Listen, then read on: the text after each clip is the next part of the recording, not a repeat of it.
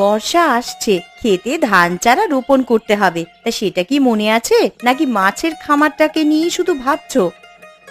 আরে চাষবাস করব না তা নয়, এবারেও প্রতিবারের মতো ধান চাষ করব, কারণ জমি ফেলে রেখে তো লাভ নেই। কিন্তু এখন মাছের খামারটা ভালো চলছে, বুঝলে তো লতা। তা কেমন মাছ হয়েছে গো খামারে? কি কি মাছের চাষ করলে এইবারে? রুই কাতলা কই সব মাছই আছে। আর একটু বড় হলে বাজারে বিক্রি করব, তখন ভালো দাম পাবো। বাহ, এ তো বেশ ভালো কথা। খামারটা কিছুটা দাঁড়িয়ে গেলে আমাদের শান্তি, একটু ভালোভাবে বাঁচতে পারবো, শখ ইচ্ছেগুলো একটু পূরণ করতে পারবো। ওই সামান্য জমিতে যা চাষ করি তা তো আমাদের ঘরের জন্য লেগেই যায়। এখন মাছের খামারে যত ভালো মাছ হবে তত আমাদের সংসারের অর্থনৈতিক অবস্থার উন্নতি। এই খামারই এখন আমার সম্বল। আমি জানি গোপাল, যে তুমি খুব পরিশ্রমী, তুমি অনেক উন্নতি করতে পারবে। তুমি আমাকে এতটা ভরসা করো দেখে ভালো লাগলো। আমি এখন খামারের দিকে যাই। ঠিক আছে, সাবধানে যেও, আর রাত পড়ার আগেই ফিরে এসো। আর ছাতাটা নিও, বৃষ্টির দিন, যখন তখন বৃষ্টি হতে পারে।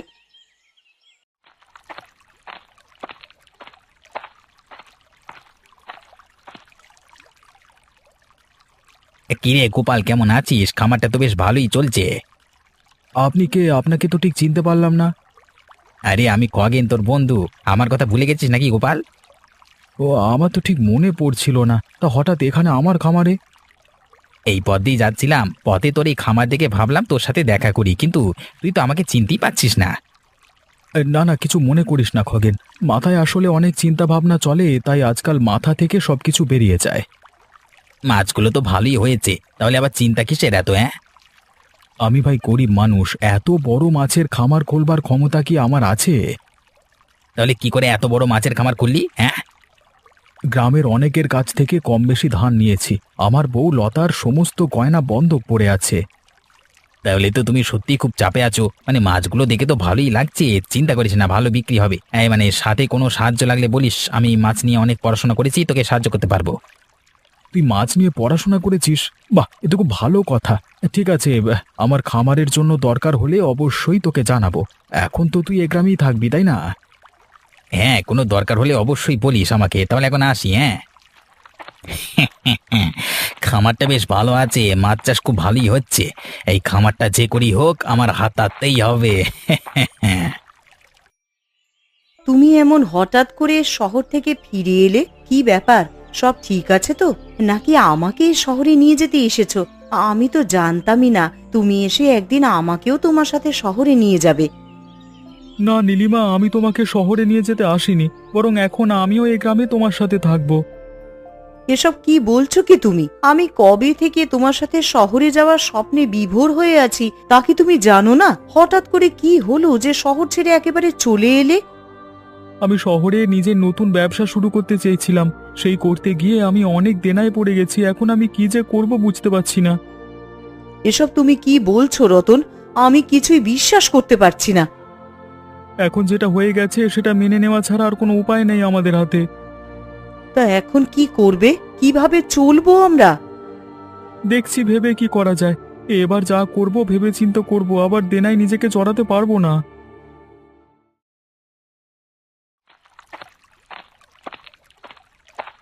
কিরে গোপাল, চিন্তিত লাগছে, কি হয়েছে? আর বলিস না খগেন, খামারের পুকুরে মাছ কমে যাচ্ছে। মনে হচ্ছে কোনো ছিদ্র হয়েছে, বুঝলি, সেখান দিয়ে মাছ বেরিয়ে যাচ্ছে। আমি তো জানি যে খামারের পুকুরে ছিদ্র হয়েছে, কারণ সে ছিদ্র আমি করেছি। তাহলে কি করবি এখন? ছিদ্র তো সারাতে হবে, না হলে তো সব মাছ বেরিয়ে যাবে। সারাতে তো হবেই ছিদ্র, না হলে আমার খুব বড় ক্ষতি হয়ে যাবে। অনেক কষ্ট করে মাছগুলোকে চাষ করেছি, কিন্তু প্রশ্ন হলো কি করে সারাবো। আমার কাছে তো এখন কোনো টাকাই নেই। আমি তোকে টাকা দিয়ে সাহায্য করতে পারি। সত্যি খগেন, তুই আমাকে টাকা দিয়ে সাহায্য করবি? হ্যাঁ, তুই আমার বন্ধু গোপাল, তোর বিপদের দিনে আমি সাহায্য করব না তো কে করবে? তবে একটা শর্ত আছে। শর্ত? কি শর্ত বল? তোকে এই খামারের কাগজে সই করে দিতে হবে, কারণ দেখ, তুই যদি আমাকে পরে টাকা ফেরত দিতে না পারিস তাহলে তো আমার ক্ষতি হয়ে যাবে। টাকা আমি ঠিকই ফেরত দিয়ে দিতে পারবো, তবু তোর মনের শান্তির জন্য আমি খামারের কাগজে সই করে দেব। ঠিক আছে, তাহলে তুই দাঁড়া, আমি টাকার কাগজটা নিয়ে আসি।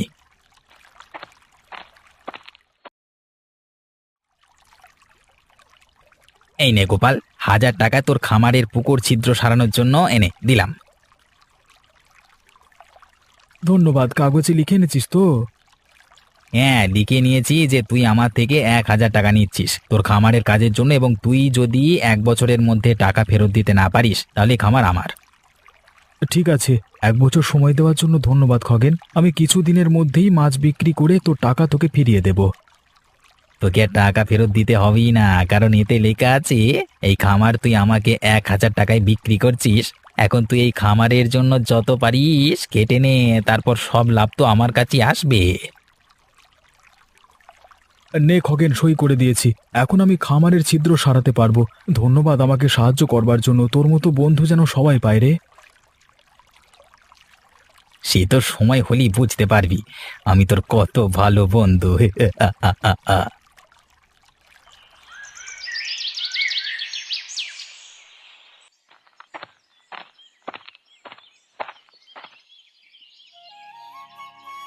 এই নমস্কার অবিনাশ বাবু।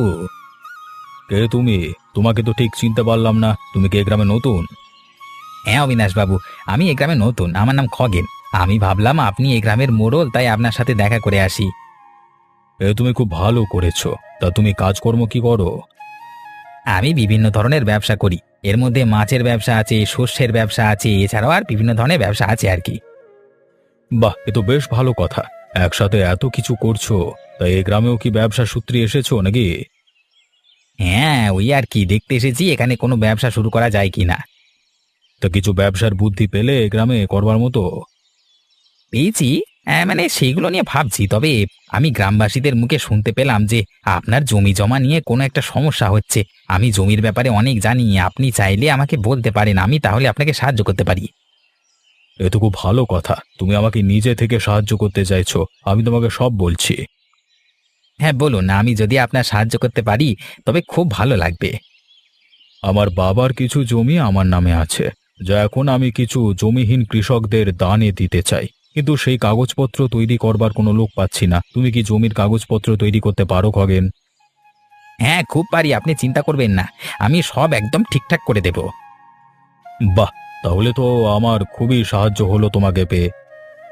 ঠিক আছে, আমি বাড়ি গিয়ে সব কাগজপত্র তৈরি করে আনছি। ঠিক আছে খগেন, আস্তে ধীরে ঠান্ডা মাথায় করো। সে তো বটেই, ঠান্ডা মাথায় শুধু আপনার বাবার জমি কেন, হ্যাঁ, আপনার বাড়িও নিজের নামে লিখিয়ে নেব, আর আপনিও ধরতে পারবেন না। আপনি কি এই গ্রামে নতুন? না মানে আগে কোনোদিন দেখিনি তো। হ্যাঁ, এই কিছুদিন হলো এই গ্রামে এসেছি।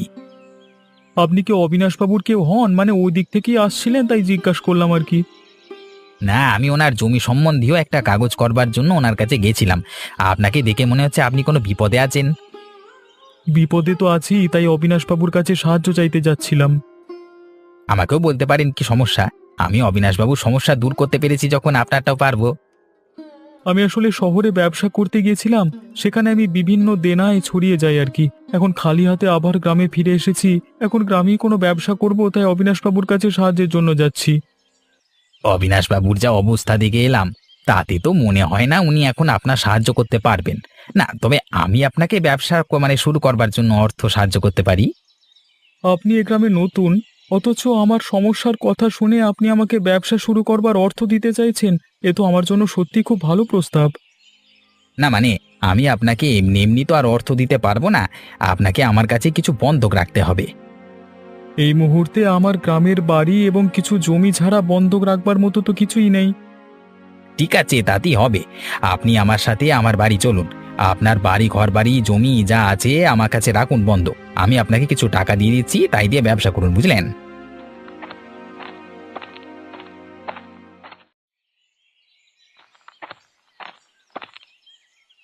এই যে আমি কাগজে লিখে দিয়েছি যে আপনি আমার কাছ থেকে টাকা নিয়ে ব্যবসা শুরু করছেন, আর তার জন্য আপনি আমার কাছ থেকে আপনার ঘর বাড়ি জমি সব বন্ধক রাখছেন, ঠিক আছে? বাহ, খুব ভালো, এই নাও 2,000 টাকা। মাত্র 2,000 টাকা দিয়ে আমি কি ব্যবসা করব? কাগজে তো লেখা আছে 2,000 টাকা। সেটা তো আমি না দেখেই সই করে দিলাম। আর কিছু টাকা দিন, মানে এই 2000 টাকা দিয়ে কি আর ব্যবসা হয়? সেটা সই করবার আগে বলতে হতো, এখন তো আর কিছু করবার নেই। এ আপনি কেমন কথা বলছেন? ঠিকই বলছি, এখন আপনার ঘর বাড়ি জমি সব আমার। হ্যাঁ, আপনি আমাকে 2000 টাকায় বেচে দিয়েছেন। এসব আপনি কি বলছেন? আপনিই তো আমাকে পড়ে শোনালেন যে আমি আমার সবকিছু আপনার কাছে বন্ধক রাখলাম, এখন বলছেন বেচে দিয়েছি। আরে আমি পড়ে শোনালাম আর আপনি বিশ্বাস করলেন, নিজে একটু পড়েও নিলেন না। এখন বুঝতে পারছি আপনি শহরে ব্যবসা করতে গিয়ে কিভাবে দেনায় ছড়িয়ে পড়লেন। হ্যাঁ, আপনি আমাকে এভাবে বোকা বানালেন। আমি আপনাকে বিশ্বাস করে কাগজটা না পড়েই সই করলাম, আর আপনি আমাকে সর্বহারা করে দিলেন। কেন? 2000 টাকা তো দিলাম, এবার ব্যবসা করো। লাগবে না আমার এই 2000 টাকা। এই ধরুন আপনার 2000 টাকা, আর আমার বাড়ি জমি আবার আমার নামে করে দিন। এখানে কি ছেলে খেলা চলছে নাকি? এখন ওই বাড়ি জমি আমার, আমি তা মোটে 2000 টাকায় বিক্রি করব না। আপনি আমার থেকে 2000 টাকায় কিনে এখন বলছেন 2000 টাকায় দেবেন না? না, আমি এই জমি বাড়ি বিক্রির মূল্য রাখলাম 20,000 টাকা। দিতে পারলে তোমার, না হলে আমার। হ্যাঁ, এই কি সর্বনাশ হলো আমার! এখন আমি নীলিমাকে নিয়ে কোথায় যাব? আপনি কোথায় যাবেন না যাবেন আপনার ব্যাপার। আরে আমার বাড়িতে তো খামোকা চেঁচামেচি করছেন কেন? হ্যাঁ, আমার বাড়ি থেকে বেরিয়ে যান, আর আপনার বাড়ি যেন আজকে রাতের মধ্যে ফাঁকা হয়ে যায়।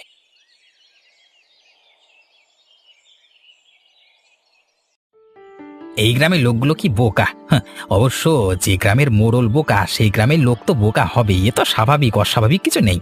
প্রথমে গোপালকে সাহায্য করবার নাম করে ওর খামার কেড়ে নিলাম, এখন এই রতনের ঘর বাড়ি সব আমার করলাম। এবারে যাব অবিনাশবাবুর কাছে, এমন কাগজপত্র তৈরি করব যাতে ওনার যাবতীয় সম্পত্তি সব আমার হয়ে যায়।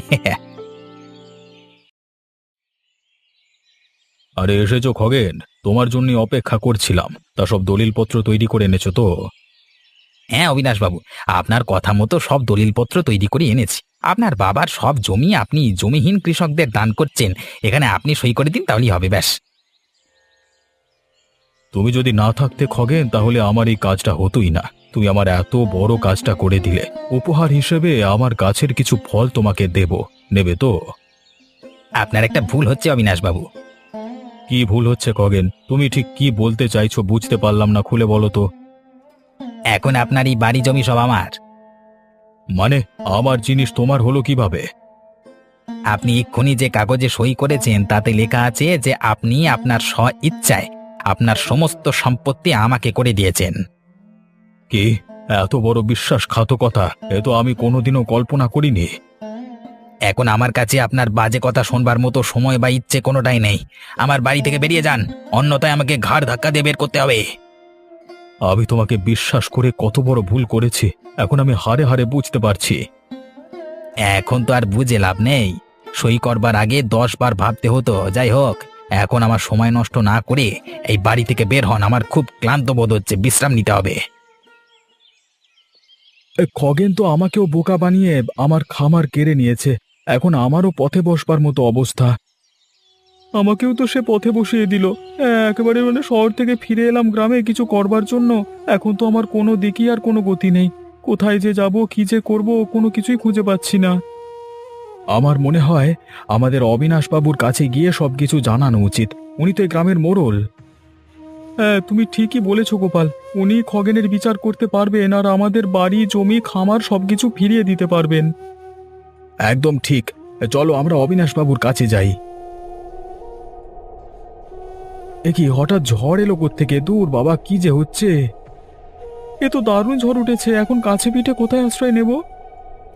সামনে বুড়িমার বাড়ি। চল চল, বুড়িমার বাড়িতে গিয়ে আশ্রয় নিই।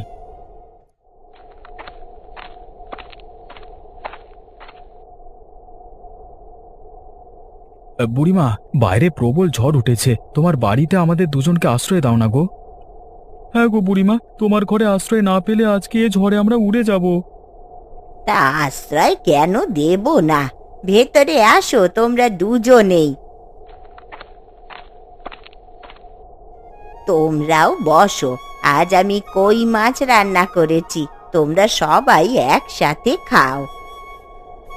ধন্যবাদ বুড়িমা, তুমি আমাদের আশ্রয় দিলে, খেতেও দিলে। এতে ধন্যবাদ দেওয়ার আর কি আছে? আমার বাড়িতে তো আর কেউ আসে না, আজ এতদিন পর অবিনাশ এলো, আর ঝড় উঠলো বলে তোরাও এলি, না হলে তো তোরা কাজে এতই ব্যস্ত যে কেউ এসে আমার খোঁজটুকুও নিস না। এখন আর আমাদের কোনো কাজকর্ম বাড়িঘর কিছুই নেই গো। হ্যাঁ, আমরা এখন অবিনাশবাবুর কাছেই যাচ্ছিলাম। ঝড় উঠলো বলে তোমার ঘরে এলাম, কিন্তু অবিনাশবাবু যে এখানেই আছে তা ভাবতে পারিনি। তোমরা যেমন তোমাদের সব হারিয়ে ফেলেছ, আমিও তেমনই সব কিছু হারিয়ে ফেলেছি, তাই বুড়িমার কাছে আশ্রয় নিয়েছি। এ আপনি কি বলছেন অবিনাশবাবু? আপনি কি করে সব হারালেন? খগেন বলে একটা লোক আমার জমি জমার কাজে সাহায্য করবার নাম করে আমার সবকিছু হাতিয়ে নিয়েছে। এখন আমি সর্বহারা। এ কি বলছেন আপনি অবিনাশবাবু? ওই খগেন তো আমাকে আর গোপালকে ঠকিয়ে আমাদের সমস্ত সম্পত্তি কেড়ে নিয়েছে, আর আমরা এসব জানাতেই আপনার কাছে যাচ্ছিলাম, তার মধ্যেই প্রবল ঝড়। বিধাতা হয়তো চেয়েছিলেন তোদের আমার কুটিরেই মিলন হোক, তাই জন্যেই এই ঝড় বাদল শুরু হলো। যাকগে, এখন যখন তিন মাথা এক হয়েছিস, তাহলে ওই খগেন নামের বাইরের লোকটাকে উপযুক্ত শিক্ষা দেওয়ার ব্যবস্থা কর। ব্যবস্থা তো আমি অনেক আগেই করতে পারতাম, খালি ভয় পাচ্ছিলাম গ্রামের লোকেরা জানলে কি ভাববে।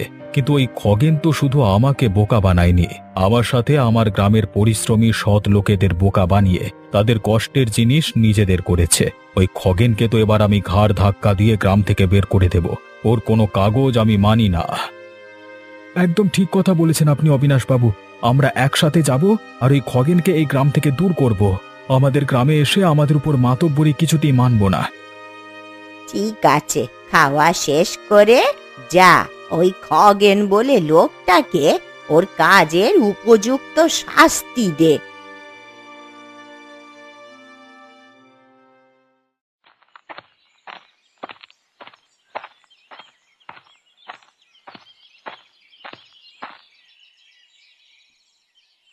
এই যে খগেন, বের হ।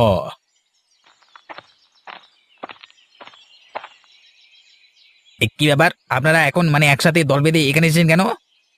আমাদের গ্রামে এসে আমাদেরকে বোকা বানিয়ে ঘর ছাড়া করে এখন জিজ্ঞেস করা হচ্ছে আমরা কেন দল বেঁধে এসেছি।